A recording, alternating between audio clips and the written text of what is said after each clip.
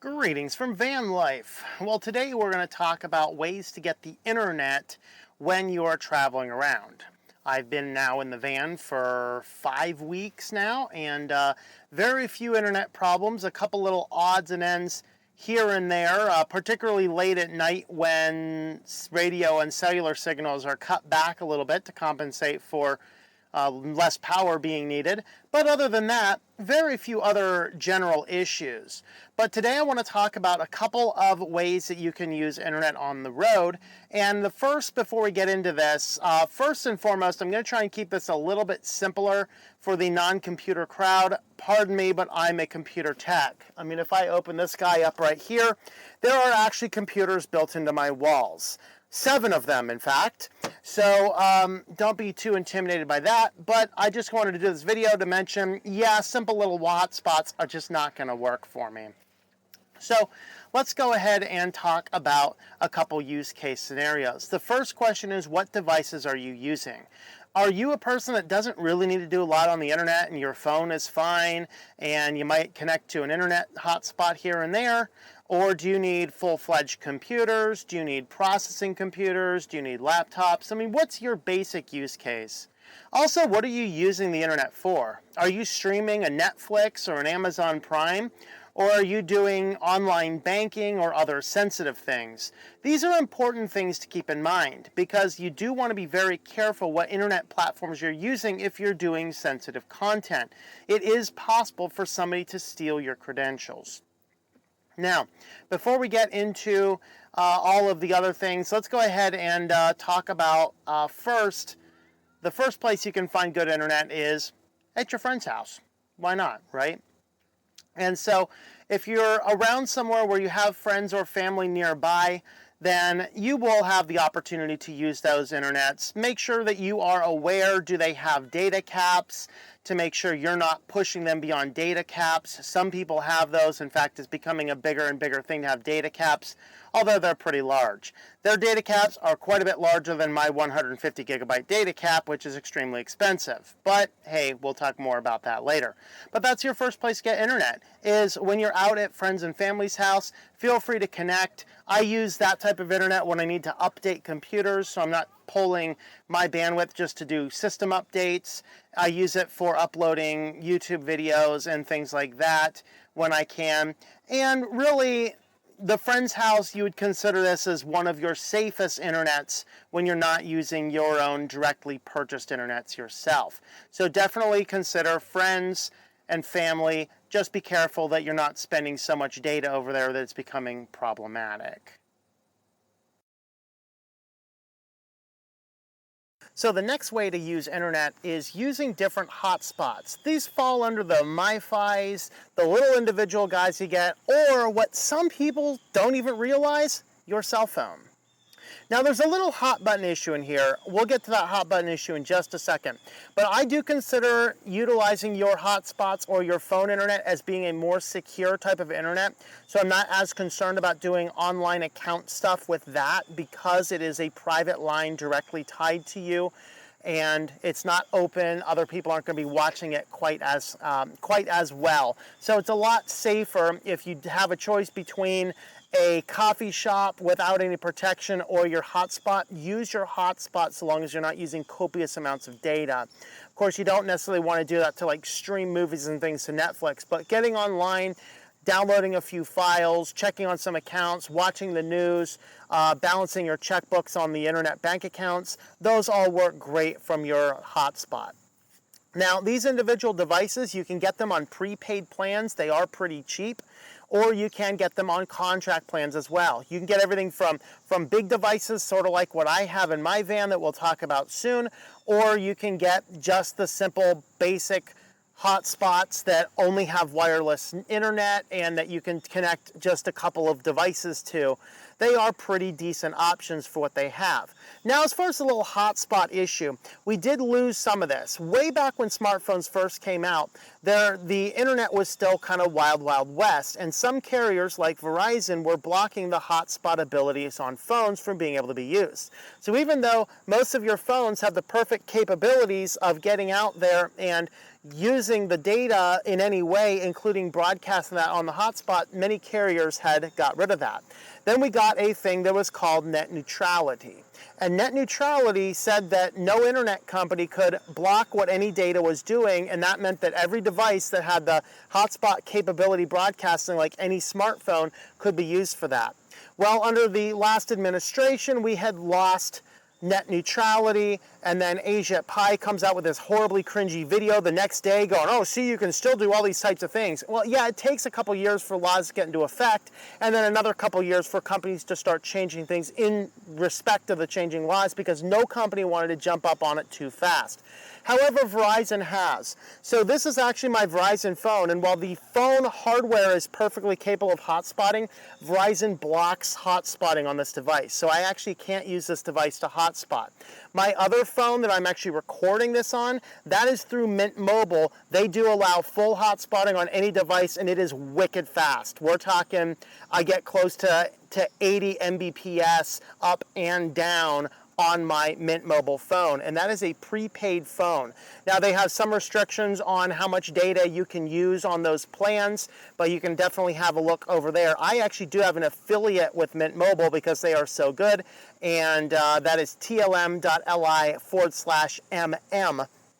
That is what I use as my primary cell phone carrier. I have 4 gigs of data a month, can be hotspotted no matter what, and I only pay $180 for the entire year of phone and internet on that.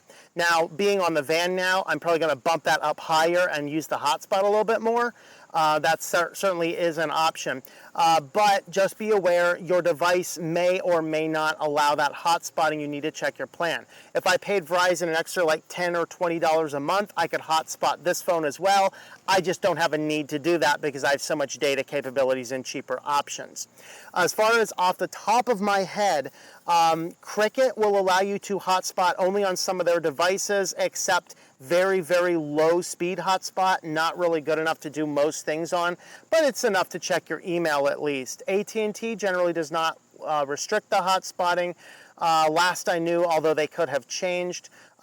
T-Mobile, I believe they do allow hotspotting, although T-Mobile does seem to block VPNs. Be aware of that. So there's a few things about hotspots and MiFi. Their biggest advantage, they may come already with your device. You just need to go into the settings of your device and have a look at it. It doesn't matter if it's Apple or Samsung or any other smartphone. Have a look at the wireless settings to see if hotspotting is enabled. And I might even, haven't tested, I might actually be able to plug this guy into a cable into the computer and tether it. You might be able to tether these as well, even though mobile hotspotting isn't specifically working.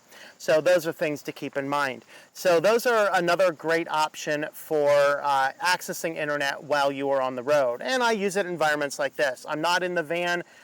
I'm in the middle of nowhere. My phone will have enough internet hotspot that I can get on my computer. I can do some work from a lovely area like this and really enjoy the peace of the surroundings and still get good internet.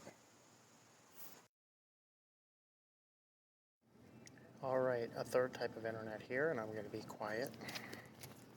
Let me just bring the mic real close because we're actually out at a store right now. So coffee shops, donut shops, stores, places like that.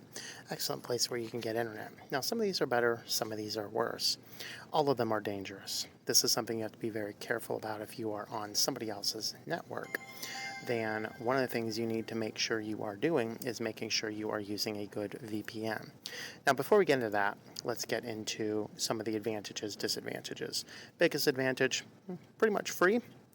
You might find a few places charge $1 here or there, but even that would be somewhat rare. Some of them are really good, some are not so much. I find State College here, Sheetz, not particularly good. Dunkin' Donuts, Wegmans, very good internet, very fast. I can download entire Linux distributions, 2 gig files in like 5-10 minutes. So really, really good stuff here. And so really, this is one of those things. Also, I can plug the computers in, so if I'm running on laptops, I can make sure they're all charged up by the time I leave. And it just cost me, $2 for some donuts or something like that, whatever. And with this, though, one of the things you have to keep in mind if you are using open access wireless networks, no matter what you're doing, you want to be on a VPN. What if you say, well, I'm just going in and checking my news. Well, here's the problem. If that's the same computer you use something like Facebook on or YouTube on, and you're logged in, those cookies will transfer over, and it's still possible for somebody to breach your accounts if you're on a Wi-Fi network that is open. So if you are on a public Wi-Fi access like a donut shop, make sure you are using a VPN.